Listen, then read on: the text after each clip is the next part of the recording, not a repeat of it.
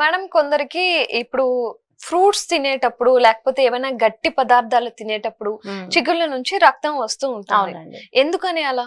అదే అండి బయోఫిలిం అంటే పళ్ళలో గార ఉండడం వల్లనే చిగురుకి దెబ్బ తగిలినట్టు అవుతుంది అనమాట. అంటే ఏంటి, ఇప్పుడు మనం పాచి ఫస్ట్ దశ ఉంటది పళ్ళలో. పాచి వదిలేసి పాచి దగ్గర క్లీనింగ్ అవ్వకుండా అది గట్టి పెలికల్ లాగా అయిపోయి అది గార కింద ఫామ్ అవుతుంది అనమాట.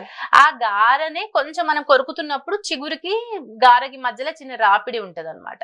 అది నోట్లోనే ఇది నోట్లోనే, అది పన్ను దగ్గర ఇది పన్ను దగ్గరే, కానీ మనం కొరుకుతున్నప్పుడు ఆ ఫ్రిక్షన్ ఉంటది అనమాట చిగురికి ఆ క్యాల్కులస్ కి మధ్యలో, అంటే ఆ గార పదార్థానికి మధ్యలో. దాని నుంచి అయ్యే లీకేజే దాని త్రూ మనకి బ్లీడింగ్ త్రూ బయటపడుతుంది అనమాట.